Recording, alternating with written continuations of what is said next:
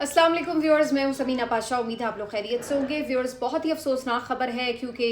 एक बहुत बड़े उम्मत मुस्लिमा के लीडर को शहीद कर दिया गया है फाइनली। और ये खबर जो कि रात को मुख्तलिफ ज़राए से चल रही थी, और ख़बर ये थी कि आयतुल्लाह ख़ामेनी को अमरीकी और इसराइली मुश्तरका अटैक में शहीद कर दिया गया है। ये एक अनकन्फर्म्ड खबर थी जिसकी सोर्सेज से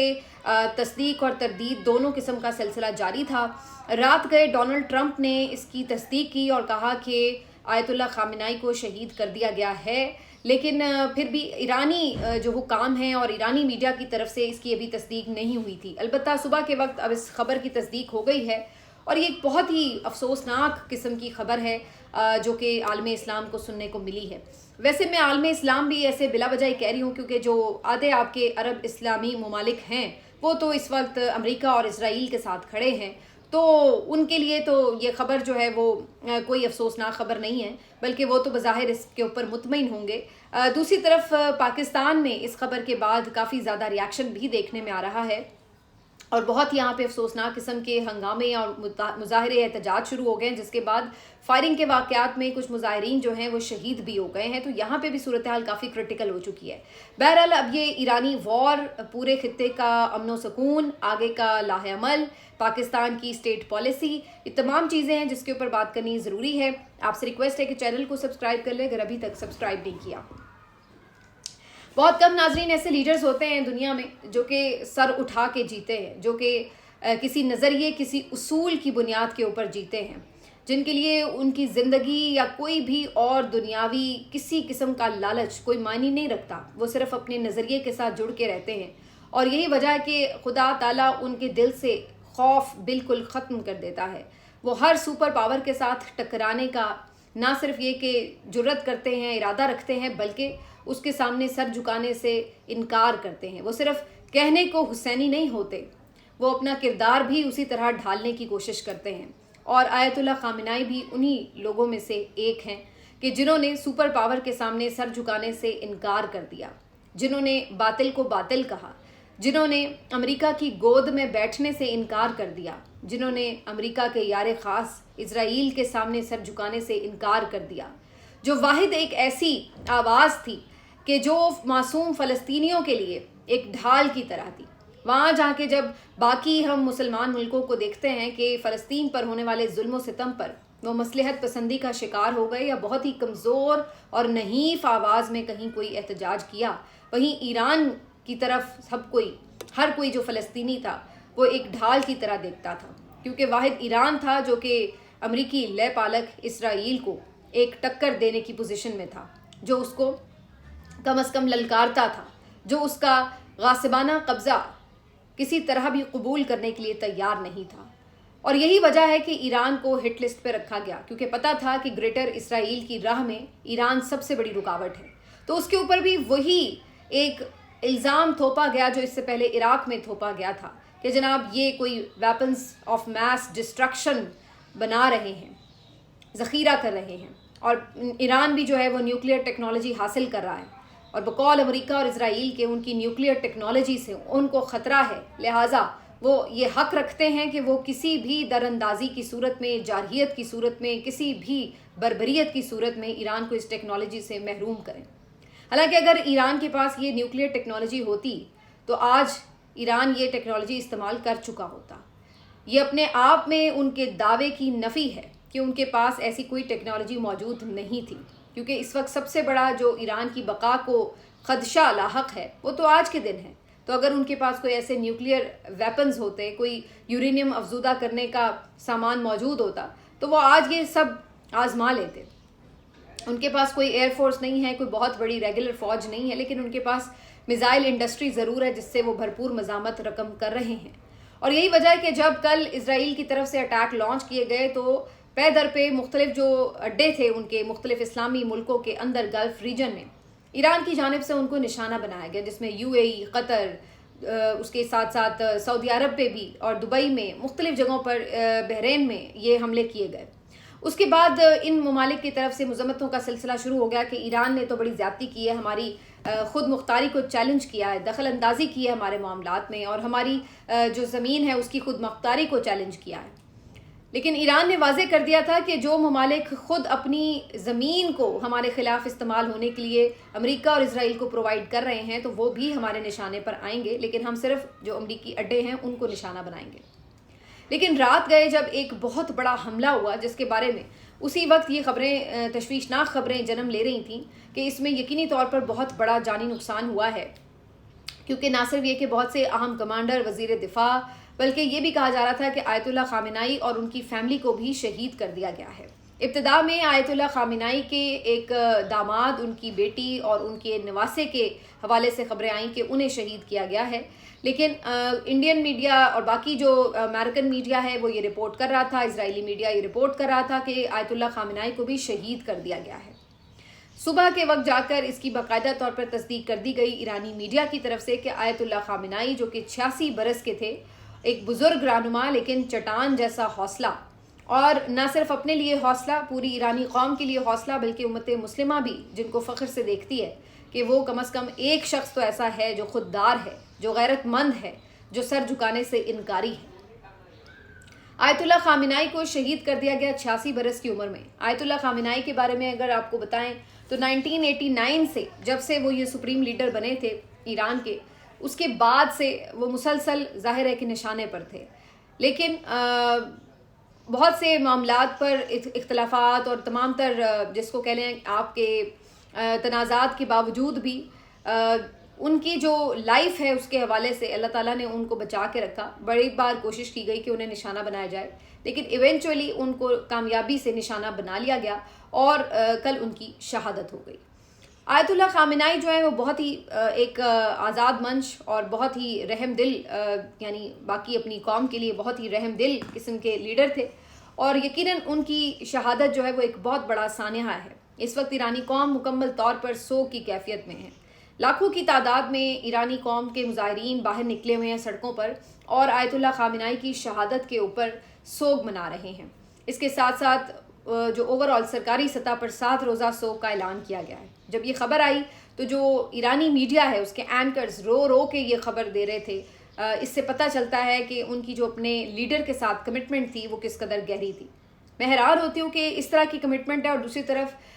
جو مغرب ہے وہ یہ سوچتا ہے کہ جی نہیں، وہاں کے لوگ تو بڑے تنگ تھے اور ہم کوئی رجیم چینج کریں گے تو وہاں کے لوگ بڑا ویلکم کریں گے۔ حالانکہ حقیقت آج ان کی آنکھیں کھولنے کے لیے کافی تھی کہ جس بڑی تعداد میں لوگ اس وقت سڑکوں پر نکل کر امریکہ کے خلاف مظاہرے کر رہے ہیں اور آیت اللہ خامنہئی کی شہادت پر سوگ منا رہے ہیں۔ آیت اللہ خامنہئی کو شہید کیسے کیا گیا، اس کے اوپر مختلف سٹوریز جو ہیں وہ چل رہی ہیں۔ پہلے تو نیو یارک ٹائم میں ایک بہت لمبی چوڑی اس کے اوپر انویسٹیگیٹو سٹوری لکھی گئی ہے، جس کے مطابق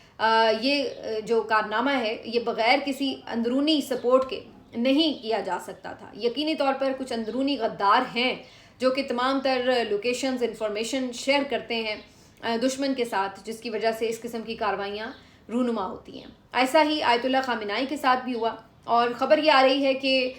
جب انہوں نے ایک میٹنگ بلائی ہوئی تھی جو اپنے باقی ان کے عہدیداران کے ساتھ جو ریسنٹ سچویشن اس کے حوالے سے غور کرنے کے لیے، تو اس میٹنگ کی اطلاع جو تھی وہ CIA کے تھرو پہنچ چکی تھی امریکہ کو، اور پھر انہوں نے اسرائیل کے ساتھ یہ انفارمیشن شیئر کی اور پھر کمبائن ایک جو ہے وہ آپریشن پلان کیا اور بہت تاک کے ہدف پر نشانے لگائے۔ بہت بڑا یہاں پر اسلحہ گولہ بارود استعمال کیا گیا، اور یہ جو میٹنگ تھی ان کے اپنے دفتر میں ہو رہی تھی۔ اس کے اوپر الگ سے بھی سوال اٹھائے جا رہے ہیں کہ جب اس قسم کے جنگی حالات تھے اور آپ کو پتہ ہے کہ پرائم ٹارگٹ جو تھے وہ آیت اللہ خامنہئی تھے، تو ایسے میں یقینی طور پر انہیں کسی محفوظ مقام پر منتقل کر دینا چاہیے تھا، نہ کہ وہ اپنے دفتر کے اندر یا رہائش کے اندر جو ہے وہ کوئی وہیں پر ریگولر میٹنگز جو ہیں وہ سر انجام دے رہے ہوتے۔ لیکن بہرحال یہ اندرونی مخبری ہوئی اور اس کے بعد انہوں نے اپنی کارروائی کی، جس کے بعد یہ شہادت جو ہے وہ ان کی ہوئی۔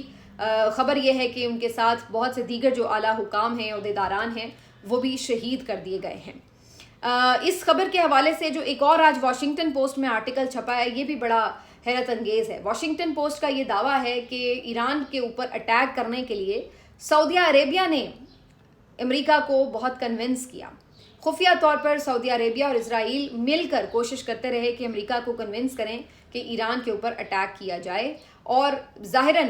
سعودی عربیہ کی طرف سے مبینہ طور پر یہ بیانات آئے کہ ہم تو بات چیت کے ذریعے اور مفاہمت کے ذریعے چاہتے ہیں کہ ہر سولوشن ہو، لیکن واشنگٹن پوسٹ یہ دعویٰ کر رہا ہے کہ اندرونی طور پر سعودی عربیہ جو ہے وہ امریکہ کو اس بات کے لیے کنونس کرتا رہا، اور پھر الٹیمیٹلی یہ طے ہوا کہ اب باقاعدہ ایک اٹیک کیا جائے گا، اور پھر آپ نے دیکھا جس طرح سے ایران پر اٹیک ہوا۔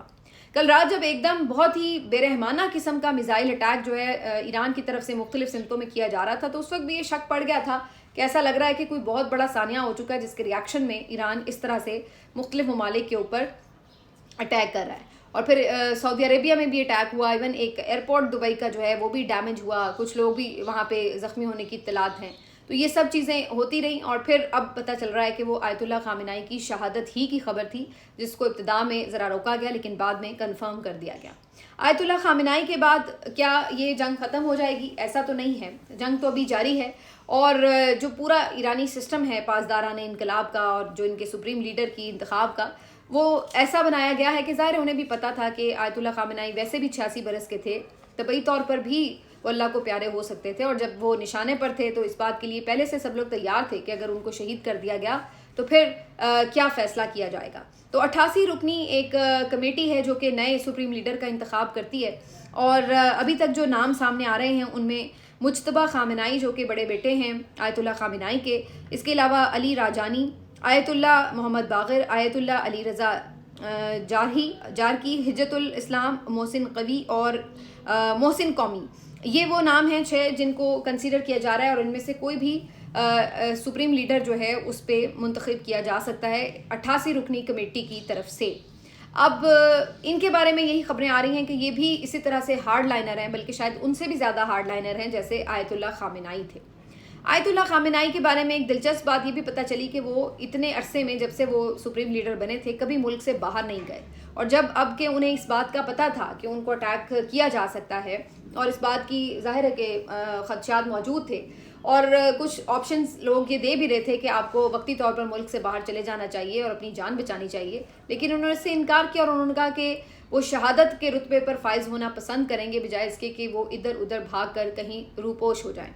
انہوں نے کہا کہ وہ اپنے ملک کے لیے، اپنے نظریے کے لیے، اپنے لوگوں کے لیے جان دینے کو تیار ہیں، اور پھر انہوں نے ایسا کر کے بھی دکھایا۔ آنیسٹلی آیت اللہ خامنہئی کے بعد میں یہ سوچنے پہ مجبور تھی کہ کتنے افسوس کی بات ہے کہ ہمیں کوئی ایسا امت مسلمہ کا اور لیڈر کیا دستیاب ہے کہ جو امریکہ کو، جو مغرب کو آنکھوں میں آنکھیں ڈال کر انکار کرنے کی جرت کر سکے۔ تو میرے ذہن میں صرف ایک نام اس کے بعد آتا ہے، اور وہ عمران خان کا ہے، کہ جن کو پہلے ہی رجیم چینج آپریشن کر کے نہ صرف یہ اقتدار سے محروم کیا گیا بلکہ انہیں ایک بہت ہی سخت جیل میں ڈال دیا گیا ہے تاکہ وہ کوئی اپنا کردار اس پورے خون خرابے میں ادا نہ کر سکیں، ورنہ صرف وہی وہ ایک اس وقت شخص موجود ہے جو کہ امریکہ کو انکار کی جرت رکھتا ہے، جو ان کے سامنے کھڑا ہو سکتا ہے، ورنہ باقی تو آپ کو پتہ ہے کہ جو اسلامی دنیا کا حال ہے وہ الا ماشاء اللہ ہی ہے۔ تو بہرحال اس وقت صورتحال یہ کہ جو موجودہ پاکستانی رجیم ہے اس کا طرز عمل کیا ہے۔ گھنٹوں گزر گئے آیت اللہ خامنہئی کی شہادت کو، اور ابھی تک شہباز شریف صاحب کی طرف سے، گورنمنٹ آف پاکستان کی طرف سے، دفتر خارجہ کی طرف سے، دفتر کسی بھی اور کسی منسٹری کی طرف سے، یعنی انفارمیشن منسٹری وغیرہ کسی کی طرف سے بھی آیت اللہ خامنہئی کی شہادت کے اوپر نہ تو افسوس کا اظہار کیا گیا ہے اور نہ ہی امریکہ کی مذمت کی گئی ہے کہ آپ نے یہ کیا کیا۔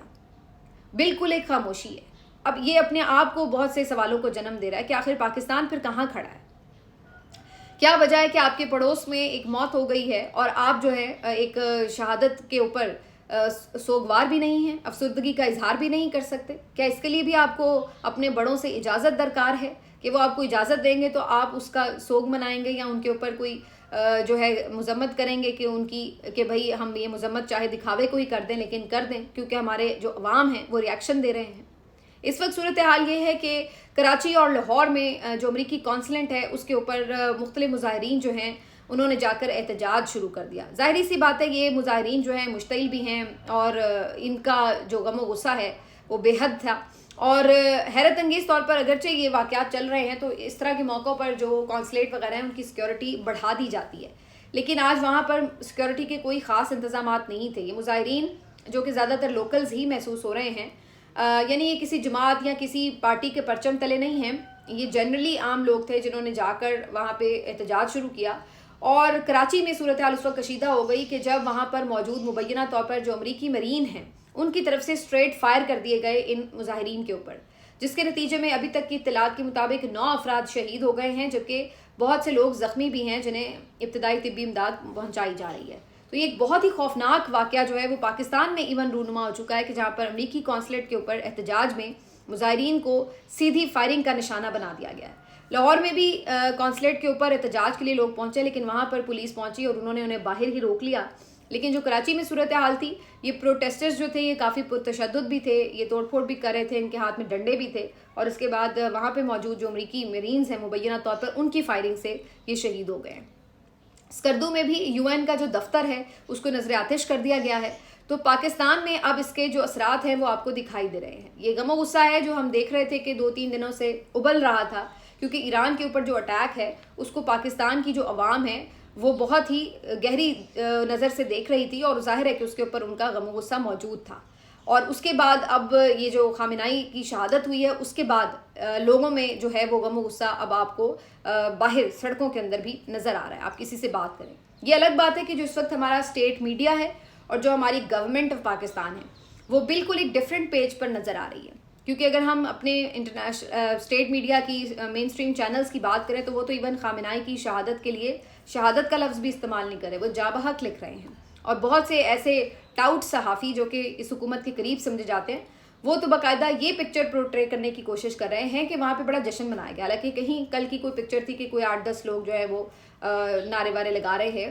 تو انہوں نے اس کو یوں پورٹرے کیا کہ دیکھیں جی لوگ تو جشن منا رہے ہیں آیت اللہ خامنہئی کی شہادت پر۔ آج ان الو کے لوگوں کو کوئی یہ نظر نہیں آ رہا کہ باہر جو نکلے ہوئے ہیں لوگ جتنی بڑی تعداد میں، لاکھوں کی تعداد میں، آج ان کی کیوں نہیں پوسٹ لگا رہے ہیں۔ اور ساتھ ہی ساتھ اگر آپ دیکھیں تو اسرائیلی وزیر اعظم نیتن یاہو کی جو سٹیٹمنٹ ہے اس کی بریکنگ نیوز بھی اس کی فوٹیج کے ساتھ جو ہے وہ پاکستان کی میڈیا چینلز کے اوپر چلائی گئی ہے۔ یہ ایک بہت بڑا پالیسی شفٹ ہے جو آپ کو بڑی آسانی سے دکھایا جا سکتا ہے کہ پہلے آپ نے یاد ہوگا آپ کو کہ اسرائیلی پارلیمنٹ جو ہے اس کی کارروائی بھی براہ راست دکھائی گئی تھی، اور اب یہاں پر جو اسرائیلی وزیر اعظم نیتن یاہو جس کے اوپر پابندی تھی کہ یہ ایک مجرم ہے، یہ جس کو کہتے ہیں کہ وار کرمنل ہے، اس کے اوپر جو ہے پابندی تھی، اس کو پاکستان کی جو میڈیا انڈسٹری ہے وہ کوریج نہیں دیتی تھی، کیونکہ وہ سمجھتے تھے کہ یہ شخص اس قابل نہیں ہے، یہ مجرم ہے بہت سے معصوم مسلمانوں کو شہید کرنے کا۔ تو اب اس کی خبریں بھی چلنا شروع ہو گئی ہیں اور یہ ایک نارمل روٹین بننا شروع ہو رہی ہے۔ ایک طرف ہم دیکھتے ہیں کہ عمران خان جیسے مقبول ترین ملکی رہنما کو آپ نے اسکرین سے آؤٹ کیا ہوا ہے، اس کی آپ تصویر نہیں چلا سکتے، لیکن نیتن یاہو کی تصویر چلنا شروع ہو چکی ہے۔ تو یہ پالیسی شفٹ نہیں تو کیا ہے؟ یہ پالیسی شفٹ نہیں تو پھر کیا ہے کہ جب آپ کے ایران کے اوپر اس طریقے سے اٹیک ہو رہا ہے تو آپ کا جو پورا میڈیا ہے یا جو آپ کی گورنمنٹ ہے وہ اس کے اوپر اس طریقے سے ہمیں مذمت یا احتجاج کرتی نظر نہیں آ رہی عالم اسلام کے سامنے جیسے کہ وہ کر سکتی تھی۔ اور آج خامنہئی کی شہادت کے اوپر ان کی طرف سے 2 لفظ افسوس کے بھی نہیں نکلے ابھی تک، جب تک کہ میں یہ ریکارڈنگ کر رہی ہوں۔ تو یہ اب بڑا واضح ہے کہ جو اس وقت پاکستان کی عوام ہیں ان کے جذبات کچھ اور ہیں، جبکہ جو آپ کی گورنمنٹ ہے اس کے جذبات جو ہیں وہ کچھ اور دکھائی دے رہے ہیں۔ ان تمام چیزوں کے ساتھ ساتھ جو اوورآل اس وقت خدشات ہیں وہ یہ کہ مزید ابھی یہ پروٹیسٹ جو ہیں وہ پھیل سکتے ہیں۔ اللہ تعالیٰ ہمارے ملک کا بھی حامی و ناصر ہو، لیکن بظاہر ایران جو ہے وہ اس کے اوپر اب بدلہ لینے کی ٹھان چکا ہے۔ ان کی طرف سے یہ باقاعدہ اعلان کیا گیا ہے کہ ہماری جنگ جاری رہے گی، آیت اللہ خامنہئی کی شہادت سے ہم کمزور نہیں پڑیں گے بلکہ ہم بھرپور رد عمل دیں گے، اور اس رد عمل کا نقصان آپ کو بھگتنا پڑے گا۔ تو فی الحال تو یہ ایسا لگ رہا ہے کہ جنگ کنٹینیو رہے گی، جو بھی ان کے بس میں ہے بیچاروں کے اتنی تو وہ لڑائی لڑیں گے، لیکن یہ ایک بات جو ہے آپ کو یاد رکھنی پڑے گی کہ جو عالم اسلام کا خاص طور پہ عرب ممالک کا جو کردار رہا ہے اس پوری کہانی میں وہ بہت ہی شرمناک رہا ہے۔ ملتے ہیں آپ سے اگلے ویلاگ میں، اپنا خیال رکھیے، اللہ حافظ۔